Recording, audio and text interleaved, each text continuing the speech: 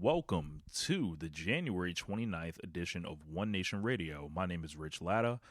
Just me this week, no James. James had some things going on this weekend, and also he ended up with a small gym accident. So send your best wishes to James.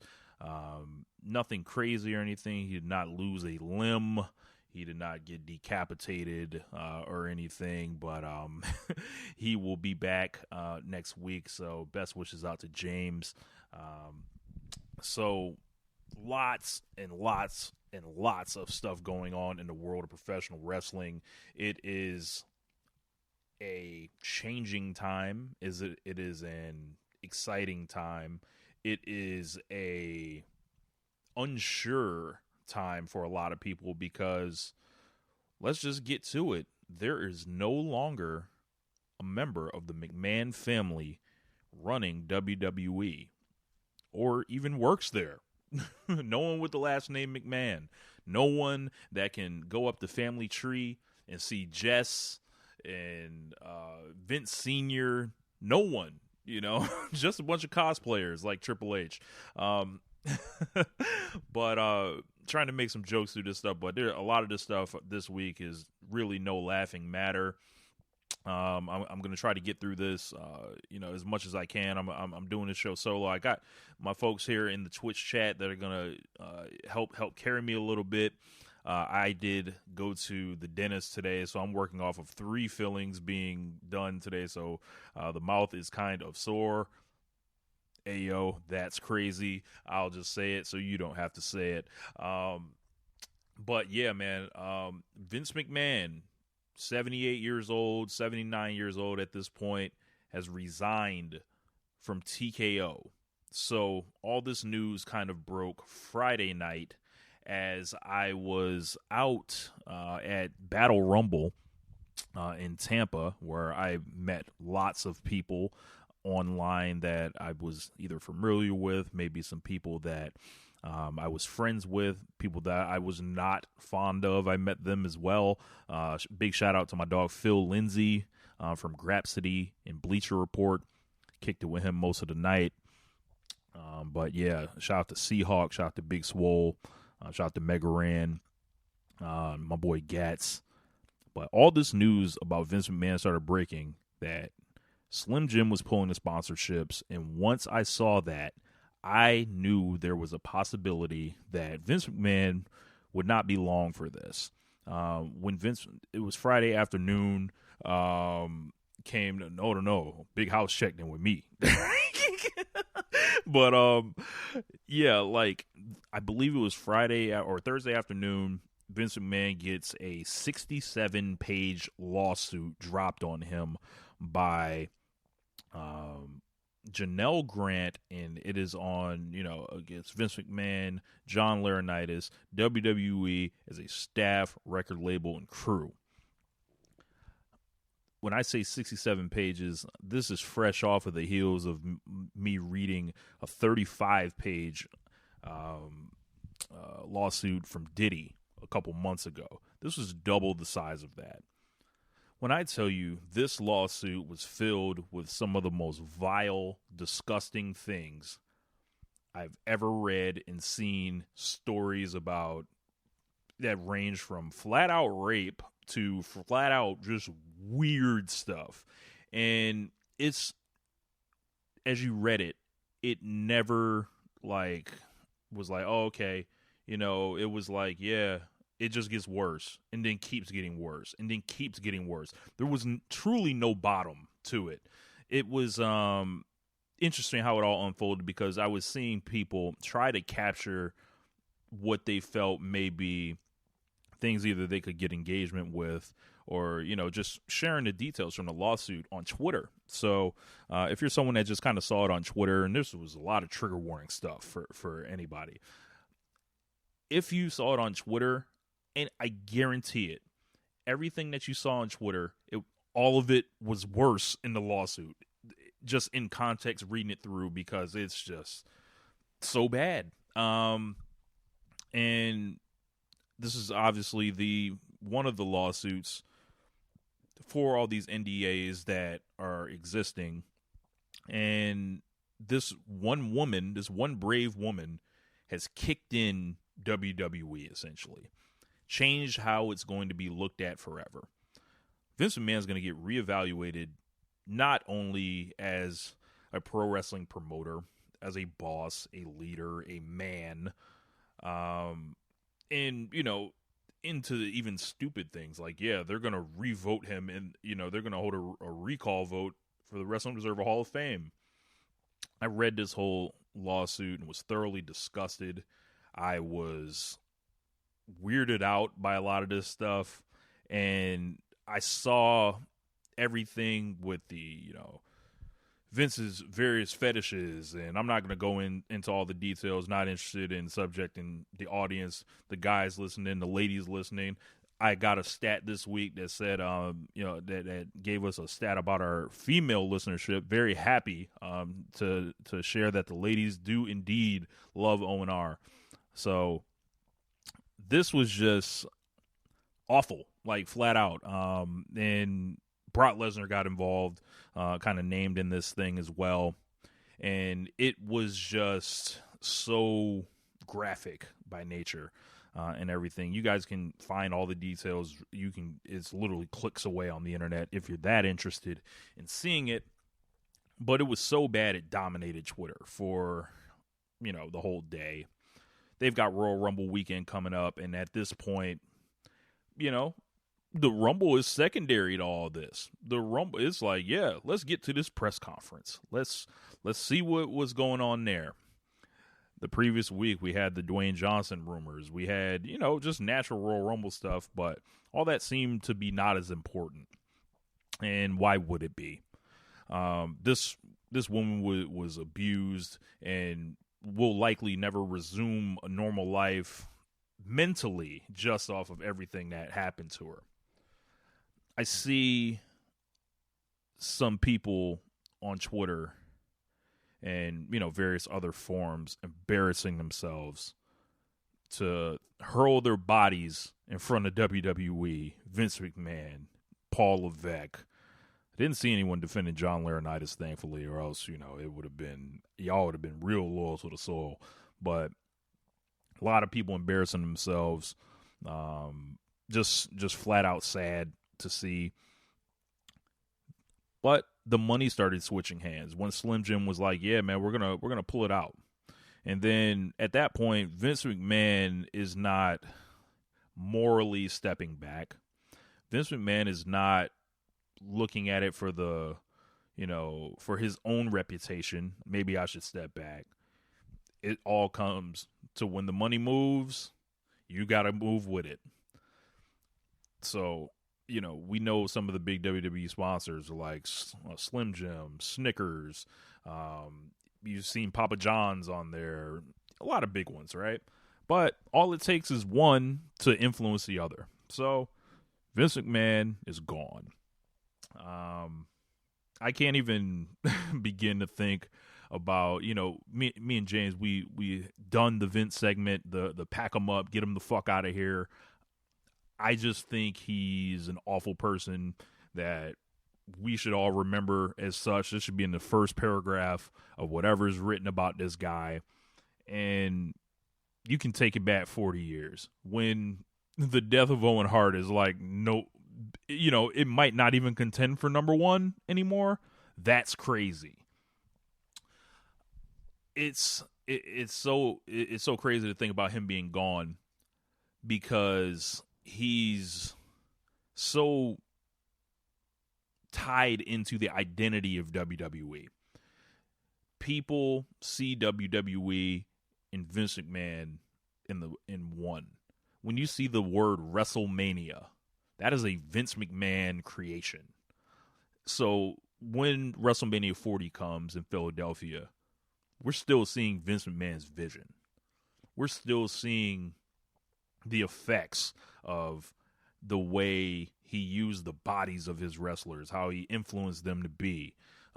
We're seeing how the women over the years were crafted in the Vince McMahon image. And I've seen a lot of people trying to reduce this as just Vince McMahon is gone, everything's solved, whatever. Let's get him out of here, and literally just hopping in front of a bus to defend anybody else. I'm here to tell you, this is an institutional failure. Vince McMahon, this is bigger than Vince McMahon. As crazy as that sounds. They've got to clean out all that stuff. Eerily, Kevin Dunn has already stepped a couple weeks ago. Vince is there. But obviously, you know, people that could be implicated in this thing that were WWE corporate officer number 1, 2, 3, 4. I don't see the rush to absolve these people. I don't feel like we've seen enough to be like, yeah, we won't ask them any questions. We'll just free them and not think about it. This is bigger than Vince McMahon. And I think people have, you know, as far as like with the Vince, back to the images of the wrestlers, and we're seeing everything in his vision. I think that's going to take, you know, some emotions on people that I don't know if they're ready to deal with. Obviously, a year and a half, 2 years ago, we saw the weird reactions when he was coming out. Stephanie gave him the thank you Vince chant. People were cheering. It would look crazy. And I don't know what, 18 months later, I don't know if like perception has swung that far, much different than then. But I feel like if you are a person with an ounce of decency in you, you can separate the pro wrestling business that you loved, that you were introduced to, that existed largely for the last 40 years in this guy's vision. You can divorce yourself from that. I would think so. If you're hearing this show and you're somebody that's loaded up this show for years and you feel differently, I would be shocked just based on how James and I like have talked about our feelings about Vince McMahon and documenting and not being wide-eyed marks for this guy. We realized, like, yeah, he was there. He did the thing. But I said it last year. If pro wrestling in America, like if Vince McMahon never existed, someone else would have done it. And maybe we would have liked wrestling, unless you don't like wrestling and you're just here for Vince McMahon. That was one of my central, I would say, that was my central points last year, that we cannot identify ourselves with Vince McMahon. Like, and by proxy now, it's like, yeah, we've got to look at WWE as a whole. We've got to reevaluate the pushes. We've got to reevaluate everything. Like people that were fired, people that were able to speak up, people that were not able to speak up, people that are blackballed. This thing could only be just getting started. I saw an interesting post from Nicki Bella today, and Brie Bella. They run a dual Twitter account where, you know, they were just kind of, you know, they were sorry about the actions, and you know, they spoke on the actions and stuff like that. And I saw people trying to jump on the Bella twins, and it's like they could really kick all this shit open if they want. I don't think they're under any, you know, NDAs. Maybe they are. You never know. But they are connected to not only John Laurinaitis, who is, you know, their mother's husband, who during all this stuff was doing this stuff to, you know, while their mother had brain cancer. So that tells you what kind of ghoul he is. Vince McMahon worked for the man for years. They've been in the notorious Divas era. How these people get in the door, how they stay in the door. These are all things that we got to look at. Back to Janelle Grant. This is like the classic play on, you know, someone that's down on their luck, groomed, used, spit up, chewed out. Or chewed up, spit out. Said it backwards, sorry. By people in power.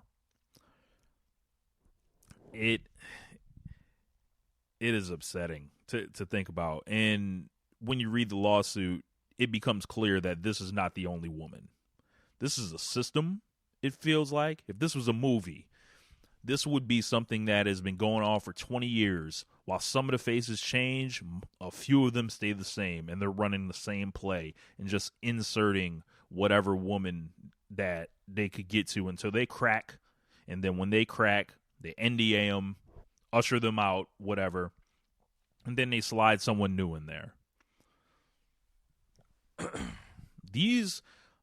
We've often talked about fake jobs on One Nation Radio, but it's a completely different context. We talk about fake jobs where people don't want to do business the correct way and they don't want to lay down for people. And speaking of that, there's a whole controversy with that. When we say fake jobs for this one, we are literally talking about fake jobs. Jobs that people are getting that they are not qualified for, that they are getting paid for. They're receiving extra benefits and under the guise of just being essentially sex slaves.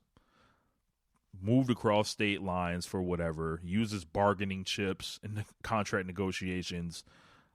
And Vince McMahon just being a sick, disgusting fuck that I hope rots and burns in hell. On the FOH draft 2023, I mentioned my father dying last year at 65 years old. And I openly pined for Vince McMahon to die instead. Well, I was right. Was it harsh? Yes, it was harsh. Oh well. Maybe if he dies, people will get closure. People will feel like this guy can't affect them anymore. And I've seen a lot of calls for other people to come forward. A big part of this lawsuit here is these NDAs are they look to be unenforceable. Not only because Vince McMahon is a cheap ass who doesn't believe he has to honor contracts. Him not paying the NDA got him exposed in the first place. I believe it is around $15 million of NDAs. Janelle Grant only covers 3 of it. So we know there's more out there. When those women or whoever wants to come forward, because I don't know what they were into, we'll be ready. We'll be here to talk about it. We won't be running from anything. And it'll be just more to throw on Vince McMahon the dirt on his grave. I hate that asshole after reading that. That is just, it's crazy. But comment section, what are you guys, thinking about this? I'm going to just stall for a minute or two here. Do a check-in with everyone as you guys are hearing this on the podcast version. Make sure you guys are checking out the Red Circle. Make sure you are, checking out the Twitter accounts. We checking out all the shows here on the Social Suplex Podcast Network. We do great work here as I get ready for the next topic here. Related to that, Paul Levesque, The Game, Triple H, walked in to the press conference to applause, not knowing what was waiting for him on the other side. I assume Paul walked in there thinking he did a good Royal Rumble, which we'll get to in a second. It was not. But he saw what I imagine are a few familiar faces and a few people that maybe he felt like he could trust. Maybe he felt like wouldn't bring him to the fire. And there were people that were more than happy to oblige them. Steve Fall, Emily May, Diva Incarnate. We can just put the names on it. It's on YouTube. So I'm not talking out of turn here. Evan Mack. There may have been a couple others. But I saw this press conference after the show, and I saw Paul Levesque, a guy that he was almost looking for a way out. He was like, how do I get through this thing with as least amount of damage and information as possible?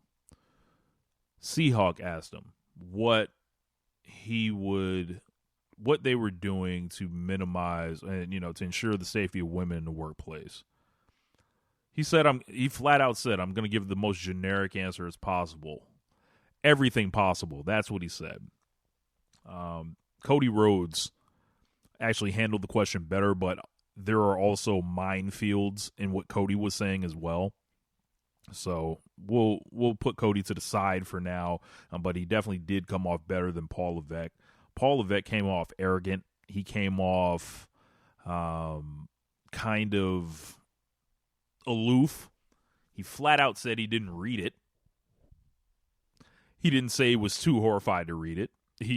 Anything like that. I guess he was so busy with this Royal Rumble that was just the most by the numbers thing I've ever seen, that he went in there and got asked about this stuff and essentially was like, do you see this money that we're making? Do you see these quote unquote over 40,000 people in attendance? Do you see the biggest week in WWE history financially with the Netflix deal and Dwayne Johnson? He wanted to focus on the positives. And what a guy, Paul Levesque. Of course he wanted to focus on the positives. He didn't want to focus on the reality. He didn't want to focus on his father-in-law mysteriously tendering a resignation hours before the event. He doesn't want to think about the mysterious coming and goings of Stephanie McMahon, who he may or may not be married to. I don't know. I don't know what they're doing in that family. There's some dark stuff I feel like that happened between the last 18 months with Triple H, Stephanie, Nick Khan, Vince McMahon. No one will ever write a book. So here I am on my podcast in my in-laws' house, talking into a Zoom recorder, talking to people on Twitch right now, thinking, man, what happened? And the fact we're never going to know, it's going to leave a lot in the air. I'm going to be somewhat responsible here. But I think that when you start adding up all these timelines, it gets really interesting, nasty. Just this, as simple as like Steph knowing all this shit and then bringing him out for the thank you, Vince. Essentially, like his what, a victory lap? Do we want to call it that? A victory lap? Sure, the McMahon victory lap. They bring him out. But back to Paul Levesque. Paul Levesque finds himself in somewhat of a position of leadership. I kind of alluded to last week, and I've been talking about in different group chats, how I would find it fucking hilarious if Triple H was fired by Dwayne Johnson at some point. I don't know, man. Triple H looks implicated in a lot of this stuff. That WWE officer number one, people, have found different old documentaries locating his office on the floor described in the lawsuit. WWE officer number one knowing exactly who the woman was.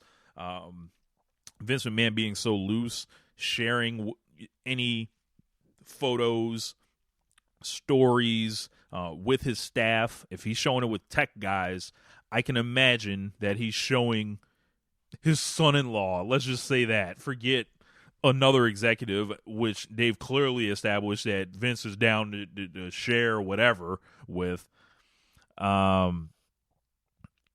It's all just a little too convenient for me. And in the press conference, this is a chance, I think, for the people that are sitting in that room to take a shot. Take a shot at these people. And people that not everyone has the same objectives. I realize that. And I want to be almost as sensitive to that as possible. Because maybe these people went in the room, maybe they were scared. And I know the natural response to that is, if you're scared, go to church, right? Or get out and let some, real people do this or whatever. But I think we were fortunate that we did have 3 great questions come up in that room, especially from John Alba, Seahawk, and Nick Houseman. And I think that getting Hunter on record, or Paul, whatever you want to call him, it was so important because it gave all those headlines that came out, it made him look kind of crazy, didn't it? When it says Triple H touts amazing week despite the biggest sexual scandal possibly in the history of the promotion. These are all things that he has to answer for. That's on his record now. And I think he thought it was a game. And for half of the press conference, it really was. The reaction to Triple H possibly being indicated to from some of the hardest devotees is troubling and expected all at the same time. I went on a rampage this weekend on Twitter. I don't know why I did. I was talking to the young boy Josh Smith from Keeping It Strong Style, and he told me he thought that I should stop doing that for my own mental health, and it's just not ultimately productive. But man, I got to tell you, I have so much fun kicking the cage, rattling these people that need to be shamed, embarrassing them because they're not going to be more quick-witted than me. They're not going to win a war of words with me when I feel like I'm correct. And, I just wanted to talk about people that I sent one tweet out and said, man, people sure are ready to run in front of a bus for Triple H. And here they came from as far as the eye can see. They were here to defend Paul Levesque from from anything. And I'm like, one, I think there is a severe reading epidemic that started with the No Left Behind program, and we are still feeling the effects. Much like the Montreal Screwjob, we're still feeling the effects of today. We are feeling the effects of No Child Left Behind. Because, man, I wasn't talking about the game, Vince, WWE. I was talking about y'all, a.k.a. them, and what they would do to defend this person they don't know. They weren't there. They clearly didn't read the lawsuit, and they clearly don't give a fuck what's going on with, this woman in this situation. Triple H has made them feel good about WWE because Vince McMahon is someone they can reckon with, cutting off, I would say, a little bit. And it's amazing that I think Triple H has done pretty much the bare minimum. I think a lot of last night in the Royal Rumble, and again, we'll get to it in a little bit, it illustrated some of the hesitancy with the booking style. So, it's not, I don't even know if it's just that much better than Vince, or it's like, yeah, man, we have nothing. So this is, our one tie to an identity. I can't believe that, people are going out sad like this. And the crazy thing is, I don't know if any of them actually went out sadder than Paul Levesque at that press conference. I saw him get up and walk out, and there's a picture going around, and he's turned sideways, has some papers. He looks weathered. He's aging in a way that is rapid at this point. Every time you see him, it's like, God damn, Paul, did 2 years go by? It's been 2 months. He's in a stressful position. He's no longer on the board of directors. He is no longer working with any type of family there. He's largely built his own team of guys like Regal are in there. He's got new production people. He's got Nick Khan, who he seems to, maybe be cool with. I don't know. But he's got Sean, He's got Road Dogg. You know, you would think this would be a happy moment for him. Like, yo, we're going to show that we are the new WWE. But I'm here to tell everybody, the new work is the old work. The old work is the new work. That this is the same promotion it has been. Michael Hayes is still back there. Several other people are still back there. Like, yes, I'm glad Brewhaven brought that up. It almost was like he sent a picture out with Shawn Michaels before, and they just like looked unbothered, and they were like completely no-selling all this stuff. And from there, things just started going downhill between the Rumbles itself, the press conference, people just on their head. It was a weekend like no other for WWE, who largely has had what I would call positive momentum, at least from like, you know, the last year, I would say. Compared to the 2023 Royal Rumble, I think this year was massively disappointing. And I think this was like illustrated, and it all came to light. So like, we'll move from the press conference, and we are going to look at somebody that was not there last year. CM Punk. My God. What are the odds? The same injury? I don't know if it was the same arm or anything like that. But CM Punk likely out 4 to 6 months, sure to miss WrestleMania, is going to need surgery, and he's torn his tricep. Unfortunate to hear about that, because obviously you don't want to root for injury for anybody, but man, I got to say that I will say this. We talked about when Cody Rhodes first came back to WWE. Cody Rhodes, if I showed you him against Sammy Guevara, and then I showed you him walking into the steel cage against Seth Rollins in June, this would not look like the same human. We know that when people start working that WWE house show schedule, they need either, you know, they need more resistance, so to say. They need a way to battle through, you know, to recover quickly.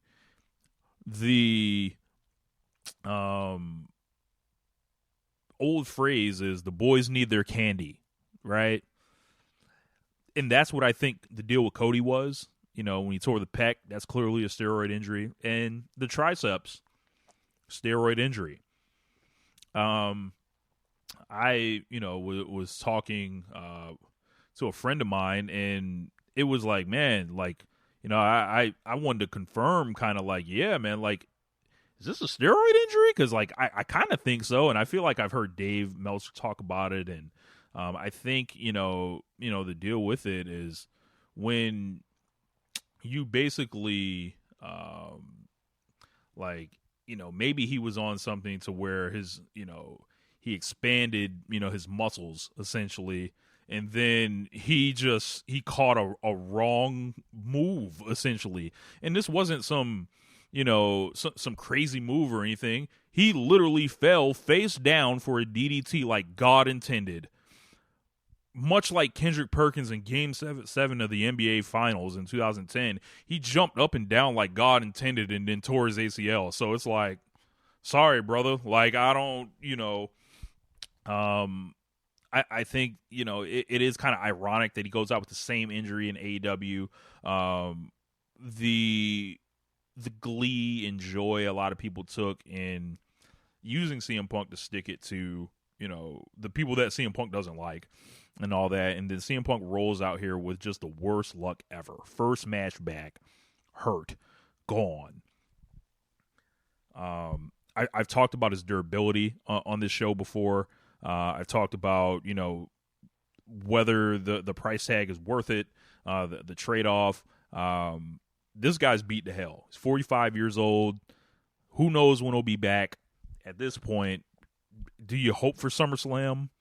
Do you just say, yeah, we'll let you go through SummerSlam, whatever, and then you just try it again next year at the Royal Rumble? It's very unfortunate. And, you know, I guess I'm sad that I don't get to see CM Punk go to Saudi Arabia. I guess I'm sad that I don't get to see him and Seth Rollins work their way through a 3 1/4 WrestleMania main event. I guess I'm sad that, you know, that CM Punk just shows back up, you know, and can't uphold the straight edge lifestyle, you know, because I'm sorry, the last time I checked, I think steroids are drugs. So I don't know. I think that whole thing's kind of blown up, and you know, I've for years kind of thought that was kind of a facade, a gimmick, if you will. But yeah, this is, you know, and when people go back to WWE, I feel like a pattern is developing. Like, obviously, you got to get bigger, quote unquote. And he looked, you know, CM Punk did not look great in the match before the injury, after the injury. It wasn't, you know, I really wasn't seeing what the arm affected. But him going out, blowing up the WrestleMania plans is just like, wow, what are they going to do now? You know, and maybe this is, they're obviously going to lose one of their better talkers. I watched a promo with Cody Rhodes and CM Punk last week and thought it was really good what they did. They kind of crafted something out of, admittedly, a hokey premise. Like, they were talking about OVW. Who could possibly care about Ohio Valley Wrestling in 2024? But they made something compelling, I thought. But, man, yeah, man, like, I saw a lot of people upset about, you know, CM Punk getting joked on from the injuries and all that. Go ask Anthony Davis about it. Go ask Joel Embiid about it. Go ask various NBA players about it. It's part of the game, especially when you're someone that is that polarizing of a figure, that you're going to have people on opposite sides, very strong emotions on both sides. But yeah, man, this is a, I don't want to say a lesson, but it's like, you know, I don't know if this is a wise investment. 45 years old, they kept him in bubble wrap as much as they can. They had him work 2 matches against Dom Mysterio, and you saw people just ducking and defending, like, about how he looked in those. Didn't impress in the Royal Rumble. Hasn't really been all that over, I would say. And also, you know, when he was, you know, head to head, and like, you know, with Cody at the end in the Royal Rumble, the people chose Cody clearly. I think Joe Lanza and Rich Cage had a great point when it said, this WWE audience is not CM Punk's audience. Like, he's not their wrestler. Like, the new people that have been there since like 2022 and forward, like, that's kind of, you know, like when Cody shows back up, he is this fan base now. And for them to choose CM Punk or Cody over CM Punk like that, I think that was like a telling message. I did see on Monday Night Raw, Drew McIntyre told him he prayed for the injury to come true.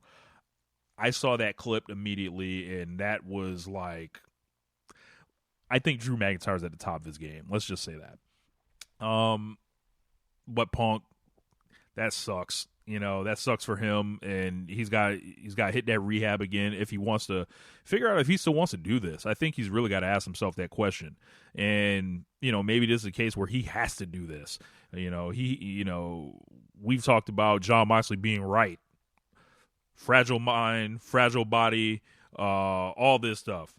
And don't underestimate the spite of CM Punk, who, you know, we know what this is. This is a broke, spiteful individual. So he's going to have to go through it. But he's also going to have to be real with himself and look in the mirror. You know, whatever Phil Brooks wants to do, I'm sure there are going to be a lot of people waiting for him to get back, to, you know, be healthy again, to get one more run at it. But, you know, maybe he realistically never gets to main event WrestleMania. Oh, well. So, the Royal Rumble this year, 2024. What a mid-dim show. I mentioned earlier in the show that I thought the 2023 Royal Rumble and 2024 Royal Rumble couldn't have been more contrasting. And a lot of the booking decisions, reactions, and the overall general vibe of the show just illustrated all the wrong moves that I think were made since WrestleMania last year. Like, Roman Reigns felt less over. Cody felt less over. The Usos felt less over. Kevin Owens and Sami Zayn felt less over. Gunther still with that IC belt. Felt like a holding pattern for a lot of this stuff. Everyone, I think, on this roster and the narrative of WWE, not as plugged in week to week. You're not going to get me to watch Monday Night Raw. But I feel like I have a good sense on when times are changing in wrestling. And the time to change and move these character arcs along and give the people something was last April. And what I think you're seeing now is kind of a regression to where it's like, all right, bro, like, can you, like, come up with a new way for Roman Reigns to defend the championship? Can you come up with anything besides Solo Togo coming out here and hitting somebody with the spike? Even in a four-way match, it wasn't safe. Nobody even jumped up and hit him before that. Like, it was like, yeah, man, like, you know, Cody winning the Royal Rumble again. You know, the him and CM Punk face-off, I mentioned they chose Cody. The people did. But all those reactions, all match long, it was so by the numbers. It was so fingerprinted by Triple H here with that mini match at the end with Punk and Cody, nowhere near as compelling as the match with, you know, the Cody and Gunther mini match of last year. Not close whatsoever. This was just like, felt like it was going long for the sake of going long, for the sake of, yeah, this is the format.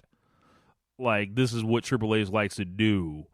I thought it was like, you know, there are elements of the Gargano Ciampa stuff with the extended match times on that. And I think, you know, let's start with the Women's Royal Rumble here. Man, what a bad match. There were some, you know, things in the match where I thought were pretty cool. Obviously, we got to return Naomi. She didn't do much after the return and, you know, the initial whatever, and she hung out in the ring forever, bottom rope, you know, shorty and all that. Bayley in the match forever, doing nothing, 65 minutes. So they're setting a record almost every year with someone, and it's not, like, compelling. Like, this goes for both Royal Rumbles. There were not really satisfying story elements to make a Royal Rumble pop. Last year's men's Royal Rumble, I think, was one of the best Royal Rumbles of all time. This one was so far from that. I think in the women's Royal Rumble, I think you're flat out dealing with a lot of not good wrestlers. I think Maxine Dupree might be the worst wrestler I've ever seen. They introduce her as the much improved Maxine Dupree. And then she immediately fucks up like 3 things in a row, like head scissors, and they're just falling all over the place. And it's like, yeah, man, this is a whole Botchamania special edition itself. We got the debut of Jade Cargill in the Women's Royal Rumble, and they largely retained all of her presentation. She was arguably the most over person in the match. She looked decent. You know, she looked like Jade that we've always seen. I wonder if AEW knew what they were doing with her. Someone's got to answer me on that. I laughed when I saw Liv Morgan come out at number 30 because I knew she would not win. Because why would she win? It's Liv Morgan. Jordynne Grace was in. She is from TNA. And she's the champion currently. and she had a great showing. I think she was probably the best worker in the match, kind of, just, spot to spot and, just driving things forward, doing cool things with people. Her and Ivy Nile had a little part that was nice. Her, and obviously this led to her elimination by Bianca Belair. And that's kind of been like a match I think, people have thought about over the years, Jordynne Grace and Bianca Belair. If it was me, if I'm Impact, I don't think I agree to this unless I set up a mini program with this. It would have been my idea to have Jordynne Grace basically, she can enter the Royal Rumble, whatever. Whoever throws her out, give them an Impact title match. Do it on Raw, do it in Impact, whatever. Obviously, it's Bianca Belair that eliminated her, so they're not going to do that. So, but it would have been cool. It would have been nice to see if they did something like that, but that's not the way they went with it. Jordynne Grace did not eliminate anybody, of course, and when she got eliminated, it felt meaningful. And I think they did it kind of, almost in the best way that WWE is going to do it. They're not going to, if it was me, I would have fed her like 3 people, like feed her like Kaden Carter or Casey Catanzaro or whatever her new name is. Feed her Natalia, whatever. They don't do those type of things. But let's talk about Bayley. Bayley wins this Rumble, and this feels like a Lifetime Achievement Award. This feels like we've never let you get your thing. Becky's main event of WrestleMania. Charlotte's main event of WrestleMania. Sasha main event of WrestleMania. Also, I'm glad, we have not talked about Sasha Banks, Mercedes Moné. If you could see some of the cope that was on Twitter, and I don't mean Adam. Man, she did not come back. It's amazing. This Bayley push here feels like gold watch. Feels like thank you for the years that you've been around and we've not done shit with you while you've gotten older in your career, while your athleticism declined, while you quote unquote carried the industry. A popular sentiment from a couple years ago.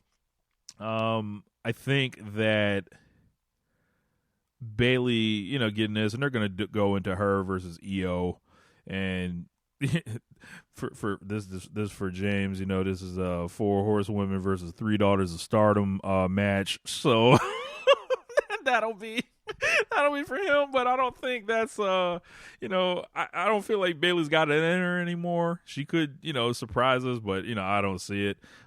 This looks to be a full reversion of the early stages of they're gonna try to turn her babyface and bring back the Bayley that always should have kind of gotten a run. It just feels so like too little too late to me. I've been out on Bayley for a lot of years at this point. I think 2019 I gave up. Maybe just like, yeah, bro, it's not for me anymore. But Triple H is the booker. He's bringing people that he had success with in the past and trying to give them things that Vince McMahon did not give them, despite their physical limitation, despite anything, with them, what may have happened to them. Like, he's trying to rebuild them. And they've got the unit set up for her to run through, to turn on her and stuff like that. But, man, Kyrie looked like a joke in this thing. She got stuck on the outside of the ring. I don't know if this was on purpose or whatever, but then she just immediately fell. Asuka was eliminated kind of like a nothing. And like I said, Bayley, she pulled that 2021 edge. She was holding on to the bottom rope the whole match and wasn't really all that compelling. And like I said, just the individual work in this match, much of this was atrocious and really one of the worst Royal Rumbles I think that the women have done. And I'll say this though, for the women. A lot of them came in with distinctive presentations. I'll say that. It's like, oh, okay, like when you see the names written and how they come in, it's like, okay, maybe it's not as bad as I thought, like star power wise or something like that. But you just see them and you get to work and it's like, oh, the match layout isn't here. The compelling usage isn't here. The pairings aren't there. They did have a stare down with Jade and Bianca Belair that I thought was interesting. But obviously that's interesting till the bell rings. You still got to account for Jade's limitations.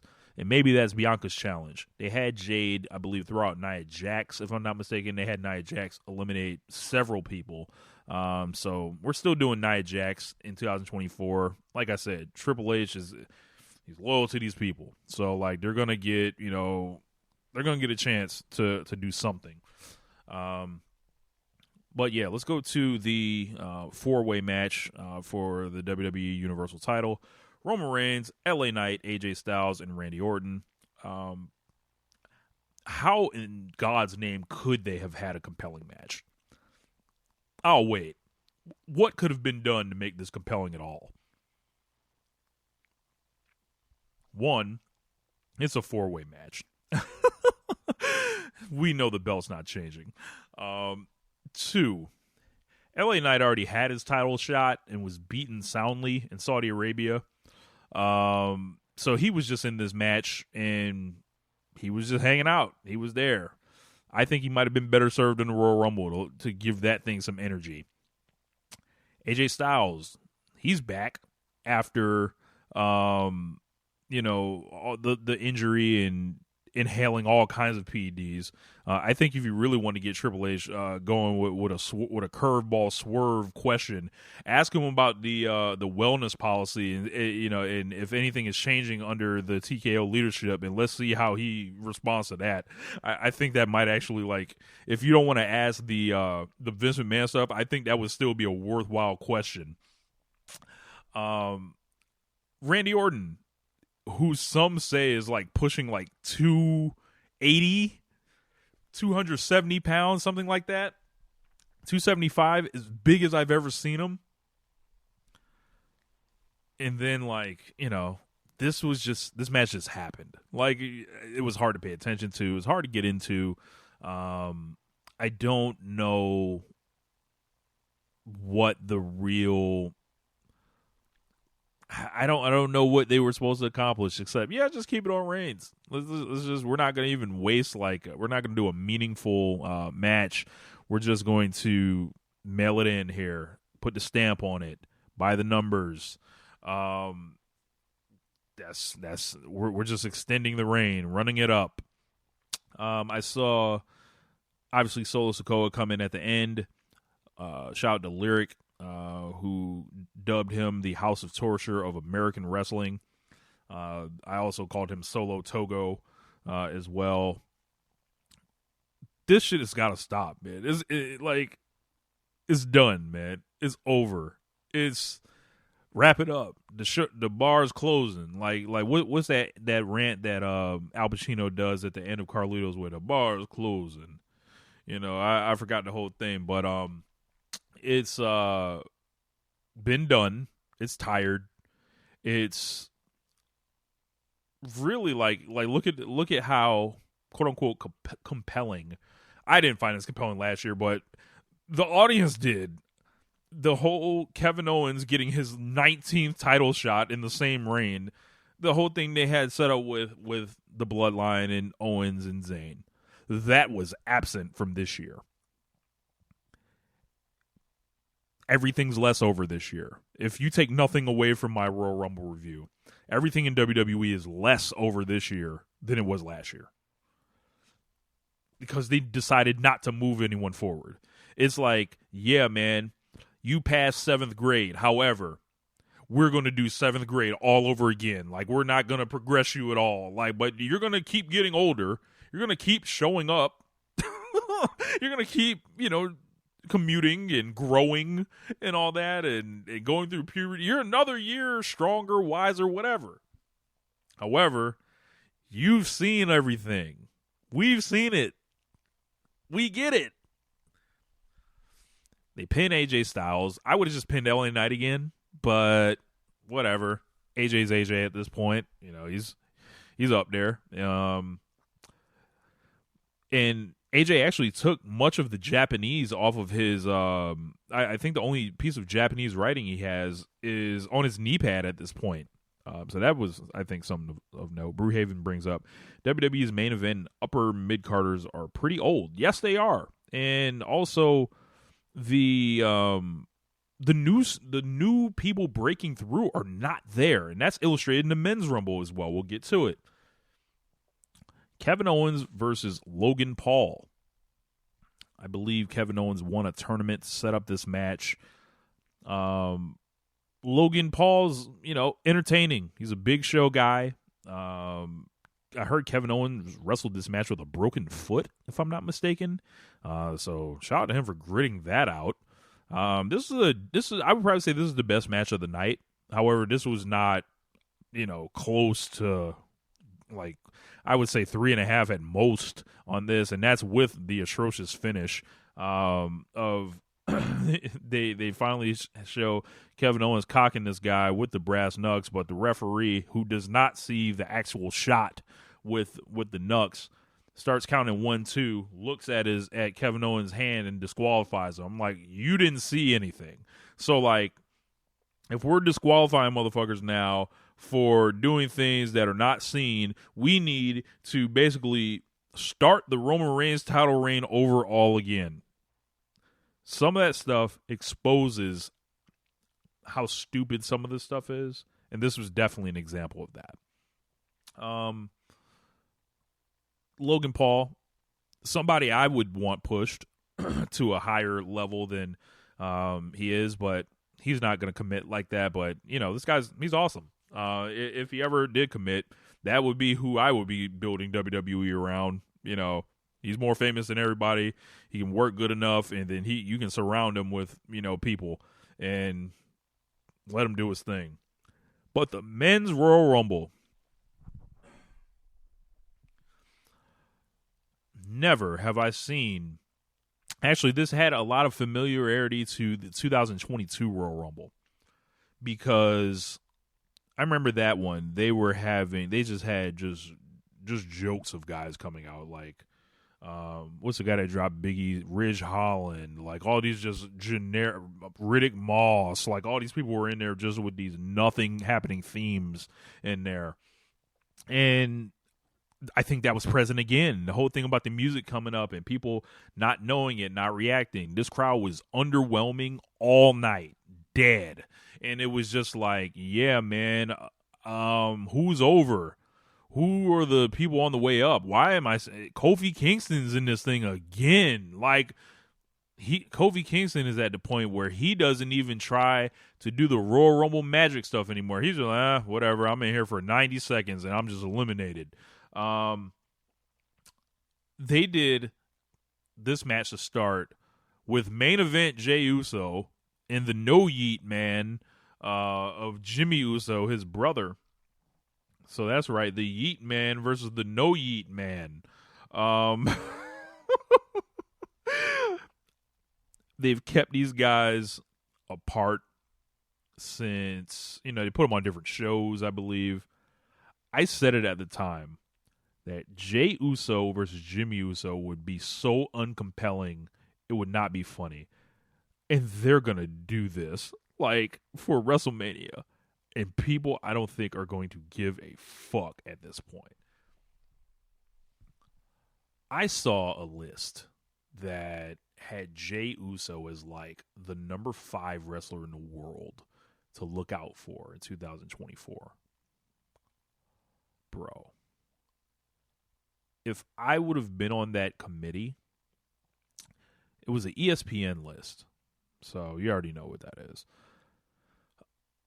The 5th most compelling wrestler in the world I saw just hug the bottom rope all night. Completely, like, stink a SummerSlam main event out last year. Prove that he should never go near the main event. And, this all kind of just, it wasn't really, It's Jimmy and Jay, man. They've been around forever. Like, I don't want to see them fight. They're brothers. Fuck that. And I think the crowd agreed with me. Anyway, let's see what other talking points came out of the men's Rumble. I didn't really have fun watching this. I think R-Truth arguably was the most entertaining thing in either Royal Rumble, because they had R-Truth come out here and act like he was the number 24 entrant, but he entered the women's Royal Rumble because, there's 2 Rumbles or whatever, blah, blah, blah, haha, it's funny. And he came back for the men's Rumble. And I think R-Truth was the highlight of Royal Rumble. And it was like, if a comedy spot has, the positive reaction to the Royal Rumble, I don't know, man. Cody Rhodes came in at number 15, like Roman Reigns in 2015. And he ended up winning the match. As I mentioned, him and Punk, they had a far less compelling version of the long mini match. We've seen Undertaker and Shawn Michaels, Cody and Gunther, Chris Jericho and Sheamus, Shinsuke Nakamura and Roman Reigns, at different times. But yeah, man, Punk didn't look good. He looked washed. And that's, like I said, before the injury, and didn't look great. And I think this guy is who he is. Big CM is not, 34-year-old Big CM is not walking through that door. Like, I just hate to say it. Cody did feel over, but not in a way like last year. Like last year, I think people were ready for him to be received on that level, and then now it's just like, okay, we're going back to it again, and it is, I've seen people say, yeah, they're trying to recreate, seeing what his dad did with Ric Flair, where he gets fucked at a Starrcade and he has to come back, the next year and all that, but nah, man, like it does not feel the same, and you will see a lot of Cody Rhodes fans, I think, they will tell you it feels the same. They're happy. They're getting, they're hopefully getting the opportunity this year, with, seeing him, quote unquote, finish the story. Everyone's finished the story before Cody. And you see him going into it now, and it seems almost like such a foregone conclusion to where the intrigue isn't there. This is where it's like, damn, he should have won last year. It was never more clear to me than at this Royal Rumble, because it was like everything stalled because they just said, nah, we're going to hope Dwayne Johnson wrestles. Fuck you, Cody.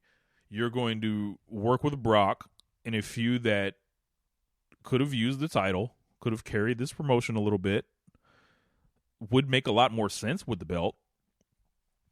You're going to do all that, and then you're going to do nothing in the fall compelling at all. You're going to have pay-per-view matches with, like, Damian Priest and Dom Mysterio. You're going to be essentially a non-factor in a War Games match, which is, like, insane to think about, because we all thought Cody was going to kill himself the minute he got into War Games. He hasn't played out like that. He's done all the, he's done everything they've asked. He's been a good soldier. But man, I would be remiss if I would say, yeah, man, I was fired up to see Cody win.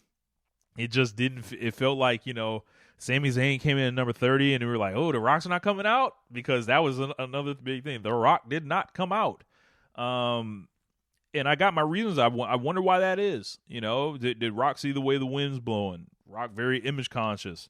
The whole thing with Vince, was there a late hour change to where the 11th hour, the 23rd hour change to where Rock pulled back, so is this what we were really going to get? I don't know. So it kind of feels funny. Not a lot of great surprises in this Royal Rumble.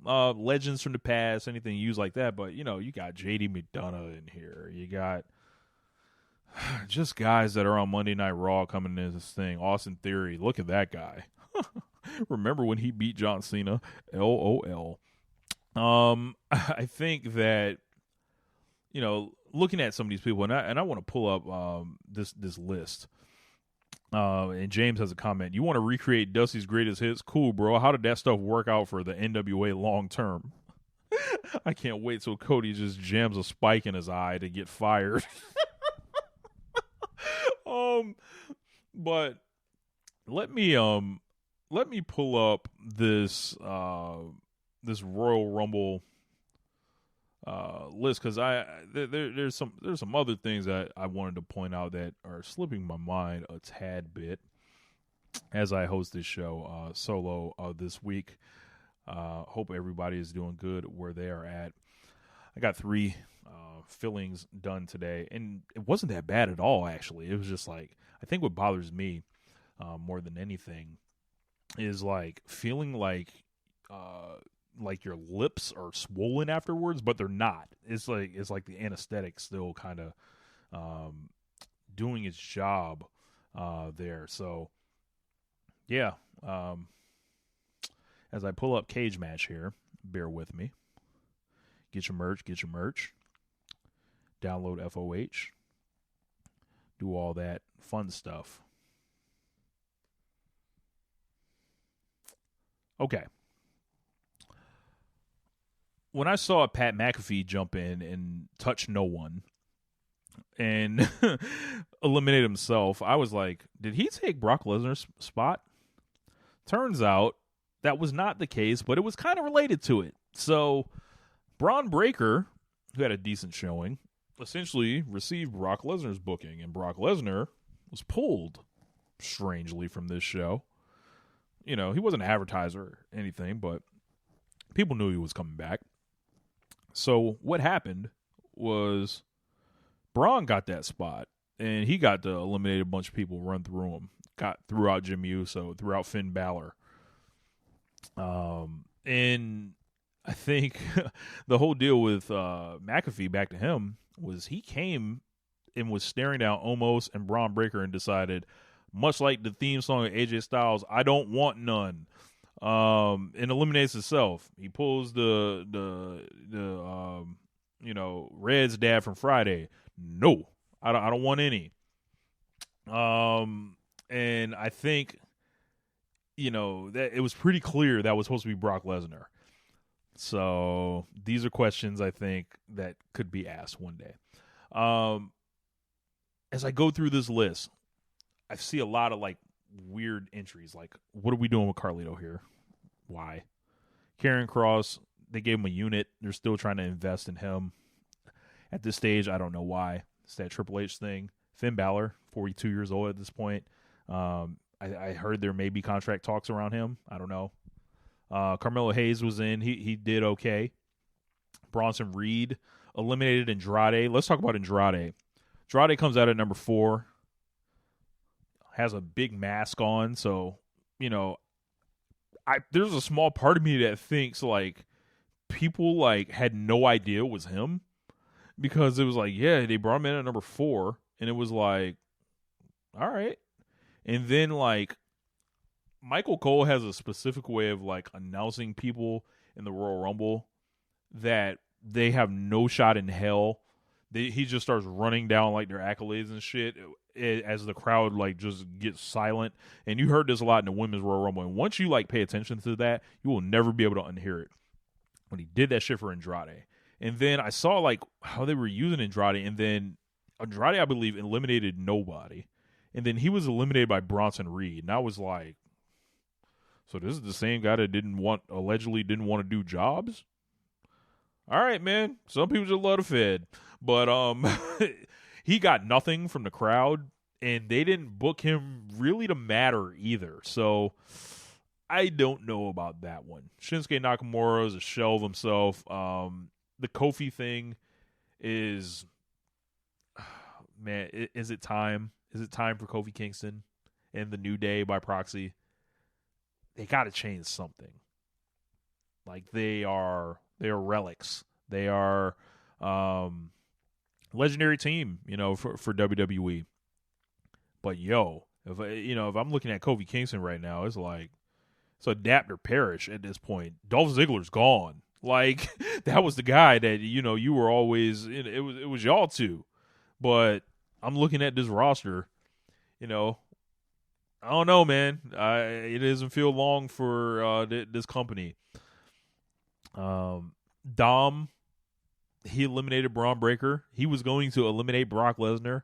Lord help us if they, tried to do that match like as a single. I believe they were going to do that at Elimination Chamber to kill time because there was a Brock Lesnar-Gunther match scheduled for WrestleMania, but who knows if we get that. Maybe they're keeping Lesnar off. Hopefully they'll try to bring him back.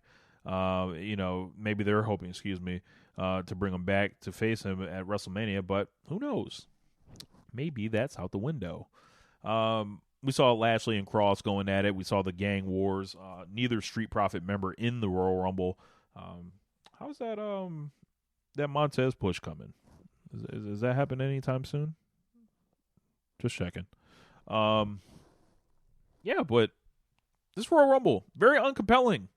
Not a lot of thought put into all this. You got the Miz going around there, and it's like, come on, man, what are we doing? But the one standout performer, I would say even two. Gunther was pretty good in this too, but he's always pretty good. Drew McIntyre. Drew McIntyre looked like he should be the ace of WWE. Well known as a big fan of Drew McIntyre on this show. Before Gunther came along, I think, myself and James were on the record pretty much saying, hey, man, this guy might be the best heavyweight that's ever been in WWE.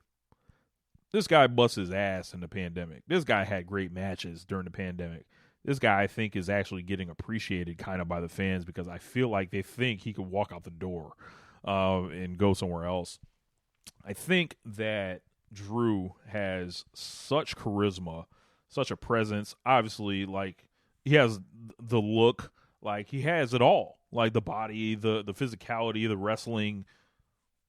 And I think he's putting together something with this, kind of presentation where he's, just telling how it is that people are getting into. Maybe he benefits from the CM Punk injury. But McIntyre got thrown out by Punk. That led us to Rhodes and Punk at the end. As I mentioned, Rhodes ends up winning. I thought we were headed towards a Brett and Luger over the top rope at the same time, and I was going to just be like, when will it end? When will the tribute stop? But no, it was Cody Rhodes. Man, I have an insane question that came through from James that I am not going to read on the air, but I will talk about in the Discord. That'll be your that'll be your incentive to join the Social Suplex Podcast Network Discord. Come to the One Nation Radio channel, and I will answer that question. So, let's see in the comments. Yeah, man. I just want to look at one other thing here. Okay, never mind. It's not that bad. So, all in all, 2024 Royal Rumble, my God. No. Try again. This was one of the weaker shows of the Triple H era, I think. It illuminated every mistake that was made after WrestleMania, I think, with this holding pattern, people feeling like way lesser stars. Sami Zayn got put in that number 30 position, and I think people were wanting The Rock to come out. His entrance hit, and it was just like this hush came over the building. Ricochet got it even worse. I saw a fan video of Ricochet's, and man, like, that was like, hey, yo, like, sorry, brother. Like, it was like, you are not over. You are not anyone that these people give a fuck about. So, it's interesting to see, like, where they might go, but this is not the roster that I think some people think it is. When people are talking about the hot era, the boom period, all this stuff, that has to do with business. Because it's not this fucking roster. I can tell you that for now. Like, they need Braun Breaker to hit in a way they need him like a hit of crack right now. Like, it's like, yo, he's 26 years old. He has young energy. He is someone that I think people can get into because, like, Kofi Kingston's still taking up spots. Miz is still taking up spots. Damian Priest has a Money in the Bank briefcase. Nobody wants him to be a champion. You got the Uso brothers being singles. like, have been around forever. Bobby Lashley, Karrion Kross, Bronson Reed, and then, like, CM Punk, who they put a bunch of eggs in his basket, he gets hurt. He's old as hell. So, like, you know, what do you build the rest of this year around after, WrestleMania? Because I'm looking at this right here. This is it. This is the All-Star game. And it feels like, it's Cody Rhodes versus Gunther. Like, that's like I think the main, course here. Yes, Damian Priest was in the Rumble. He eliminated R-Truth, and then was eliminated by Sami Zayn later on. He was in for, I don't know, maybe like 12 minutes. But, he had the Money in the Bank briefcase, so maybe they try to, like, get him in that mix, but I don't think people see him on that level. But I see this, and it's way less compelling than last year. I would dare anybody, watch these Royal Rumbles back-to-back. Or hell, watch the last 15 minutes. I believe there's a part last year's Royal Rumble where it's like, watch from when Cody gets in the ring on. And then it's like, yo, I think there's something special going on here. You get this Royal Rumble, that special feeling's gone. It is not the same. Was it a bad night? Maybe. They've got a lot of hot buildings set to come. Into focus as they go. They've got tickets sold and all that, but tickets sold ain't a guarantee. They announced 48,000, right? I don't believe that. Could they have got 40? Sure. But there was a Collision that was on. 2,000 in the building. Bossier City, Louisiana, somewhere I've never heard of. And people... To let people on X, formerly known as Twitter, tell it, that building was more rocking than the Trop. Like, I lived in, the area, the Tampa Bay area for a lot of years, and, I know something about the Trop being quiet, I've seen the Red Sox eliminate the Rays before. I've seen, the Yankees beat on the Rays, I've seen the Phillies beat on the Rays. I've seen the Dodgers. Well, actually, no, that was COVID. But I've seen that building be silent and not full a lot. So it was eerily similar for me, seeing that there. But yeah, man. That's gonna wrap up your Royal Rumble review for 2024. One last thing I want to talk about that is not on the the Twitch sheet here. I'm gonna punt AEW to next week because, like I said, my voice is a little tired, the teeth are hurting, but I did want to talk about this one last kind of thing here. Something similar to wrestling. Rap beef. Megan Thee Stallion versus Nicki Minaj. Now, transparently, I am a Megan Thee Stallion fan. I have been for a few years. I think that she is one of the best rappers out. I think if people can get past being uncomfortable with themselves as men, and I'm speaking to men, and also, like, for some reason, a lot of men have decided ass shaking is not for them. I'm not here to judge them or anything like that, but that's not how I get down. I happen to enjoy the ass shaking. But I see her skill set, her talent. I've listened to the music. I've gone through and, I've reviewed her albums before. Like, I think she's very talented. And then, I think she's, she's got it going. Like, as far as, like, being a premier, hip-hop act going forward. Nicki Minaj, she just comes off like an old hater. And I don't say old as an age. I don't say this to pick on Nicki Minaj for being, 41 years old, because I think she should still be able to do her thing. But, bro, the way she's acting towards Megan Thee Stallion and by proxy, her fans, the Barbs, the crazed cult of all crazed cults, makes the Sasha Hive look almost normal.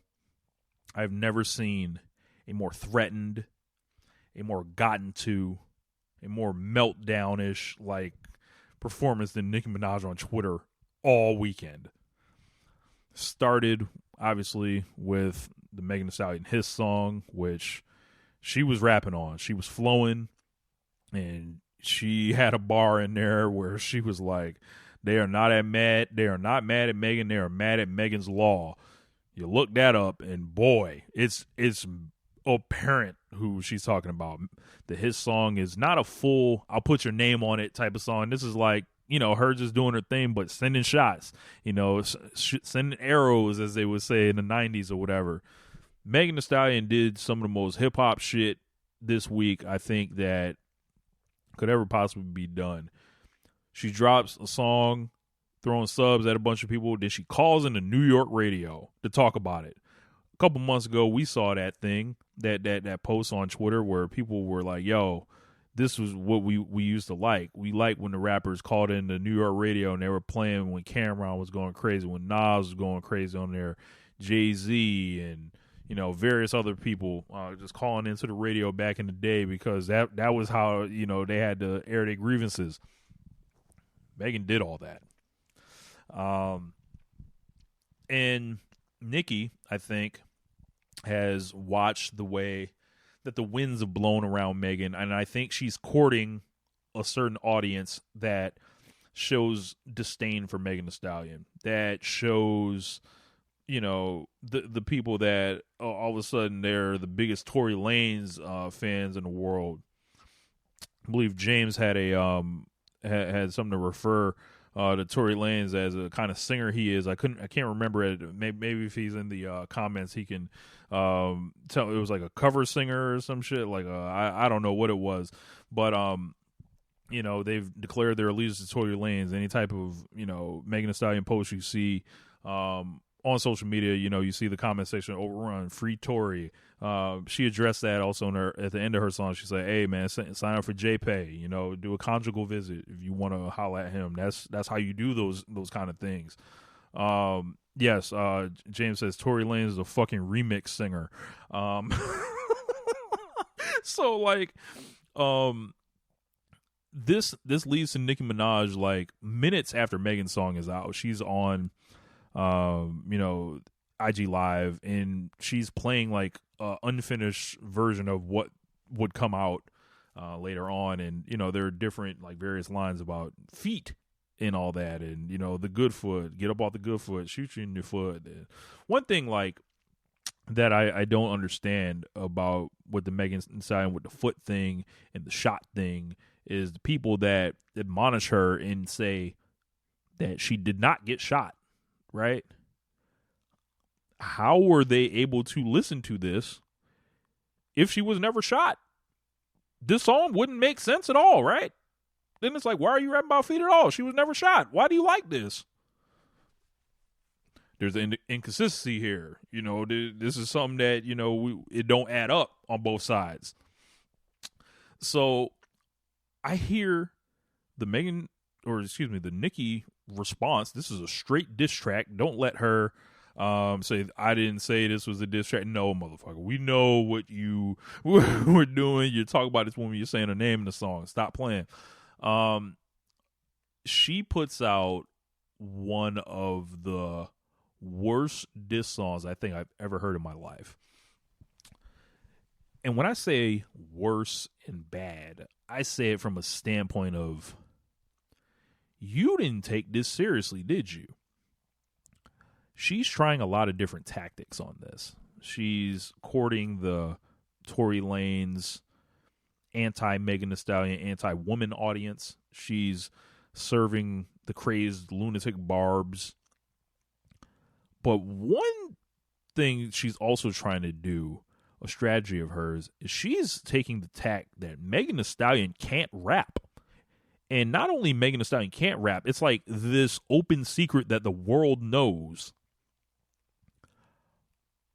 You can say a lot of things about Megan Thee Stallion, I think. could you talk about some of her subject matter being limited? Could you talk about, whatever? You can find anything to say about somebody, right? You can rank on somebody. We did that in high school, like as Lil Flip would say. You can rank on somebody. But to say that she can't rap, that's not grounded in reality at all. So you lose points with me on that. I'm big on taking facts and then making them hurt. That is not a fact at all. That is a bad opinion. that Megan Thee Stallion can't rap. That's insane. I think in Nicki's case here, she's claiming she has 4 other songs ready to go. I'm sorry. Keep them shits. Delete the files. Burn the masters. We ain't trying to hear that shit. This is, I imagine Megan could fire back from here. If she doesn't, I think it's pretty clear, from an objective technical standpoint of what the score is here. But I think some of the behavior that Nicki Minaj, she proves herself to be one of the most unlikable people in music. And for people to see Nicki Minaj and not understand how that is, I find it insane how you could not watch her conduct and how she deals with other women who even look up to her. How eventually she turns on them all, except ones that she finds are not any kind of threat to her. She admonishes Megan Thee Stallion for not being able to rap, but stood next to Ice Spice all of last year, who I like. I like Ice Spice. Wouldn't call her the most gifted lyricist in the world. She stood next to Ice Spice and rode her wave. She was good enough to rap next to, but Megan Thee Stallion can't rap. We don't believe you. You need more people. But will I take a better effort, a more focused effort? Can I get the Nicki Minaj that's on Red Ruby to Sleaze? Can I get the Nicki Minaj that's on Good Form or Chun Li? I welcome that version because I don't know what the fuck that was that she dropped. It was almost like she was in a it was like she was trying to do this thing to where it's like, yeah, this is easy. Megan Thee Stallion's not a walk in the park. And I don't know who needs to hear that, who doesn't know that, who sees the ads, who sees the pictures, the sexual raps, the pussy talk. She talks about it. Let's just say it. And they get blinded by the fact or to the fact that this woman is an MC. Could it be where she's from? They see her, she's from Houston, Texas. They don't think she can rap like that. This is the woman version of a fucking, what's that thing called? When they do the fusion, this is a Southern woman modern fusion of UGK. That's who she is. James says it's a tall, brown-skinned woman that was a victim of abuse versus a woman surrounded by sex offenders. Yes, so of course Nicki chose the route of effectively asking misogynists to carry her for this. Yes, I'm glad you brought that up. So many lack of, with Nicki Minaj, the whole thing is you are married to a sex offender. You can't change that. No matter what you want to say about Megan Thee Stallion, that one sticks a little harder. So for me, it's very I found some people on TikTok just breaking this whole thing down that I thought were hilarious, and it really just makes Nicki Minaj kind of look like, yeah, man, this is not it. I don't understand your beef or whatever. But I think at this point, 2024, I think Megan Thee Stallion has more to offer. to hip hop. And that's, thinking Nicki Minaj has some good songs on her last album. I checked it out. But she was a full hit dog hollering this weekend. And it was like, this is what happens to people before they disappear out the public eye, before they get surpassed, before they, they look up and then they realize all their surroundings have changed. Like with Nicki Minaj, she's not the person anymore that everyone's checking for like that. Like there's Lotto, there's Doja Cat, there's Megan, and it's like all these people are like people that got to see her blueprint, take off the stuff that didn't work, the unlikable stuff, the making the bad decisions like with the pop music and different stuff like that. Remove all of that, the crazy fan base, keep theirs in check, act like a normal person, and what they're doing is like, yo, we're going to take your missteps, take them out, and then we're going to move the game forward. And I think Nicki should try to hold on as long as she can, but man, I think this weekend kind of demonstrates that I don't know if that's that much longer, because like the way Megan Thee Stallion is resonating and the people that are standing with Nicki Minaj, like Jeffree Star. Do you want Jeffree Star on your side for anything? I don't, personally. You see the way the wind blows and who's divided up with who. Is like, yeah, bro, the fly shit not happening over where the barbs are. Like that, the fly shit's not there no more. The fly shit's with Megan Thee Stallion. The fun people are with Megan Thee Stallion. The good times are with Megan Thee Stallion. Like I just think, sexism is a very powerful thing. And you see these, the whole thing with the Bigfoot and playing on her trauma that came from Tory Lanez and different stuff like that. And then it comes down, you start thinking about rules of engagement in rap beefs. The Bigfoot thing, I feel like it's fair game or whatever. She talked about her mother dying and stuff like that. I think that was very disrespectful. And I don't know, man. She could run into Megan Thee Stallion. That don't seem like that's where you want to take it. But, people feel differently, about it. But I feel like, if she looks back on it, she'll probably want that one back. And she's got to live with the fact that she said that to another woman in rap. And we talked about it with like Draymond Green, when you're the elder or whatever, right? And you want to be looked at as some type of leader or somebody that's, reverence. Like, I think a big thing with Nicki Minaj is that she thinks like who she is. Like she's so insecure that she has to start screaming that I am the queen, I am the queen. And it's just like, she keeps saying this, but the volume that she gets to is lower and lower every time. And it's like she's trying to scream so hard for her validation to where it's all getting lost in her antics, her behavior, and then like the cult that she's formed. It's such an echo chamber that she doesn't know the difference at this point. And usually when you are of status, other people will tell you. The only people that are telling her she's the queen is the cult that she's cultivated. I think that's a good place to leave it, man. My name is Rich Latta. Make sure you check out all the shows on the Social Suplex Podcast Network. Let's see. We've got, of course, ourselves, One Nation Radio, Keeping It Strong Style. Check out Tunnel Talk. Check out the Trish and Sarah podcast, Imps, WWE Adventure, Wrestling Art with Chris Things. And, I'll holla at y'all, man. Did this one all dolo this week. Please let me know how you enjoyed the show. Hopefully we'll be welcoming James back next week. So James had a gym accident. So send James your well wishes.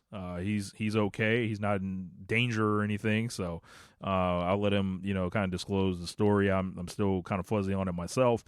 But yeah, man, it's been a fun time talking to you guys this evening. I'm out of town. I'll be back home this weekend, and we will be back with regular One Nation Radio style presentation with the stream next week. And, keep enjoying the YouTube channel, the tweets, and I'll holler at y'all in the Discord. So, peace.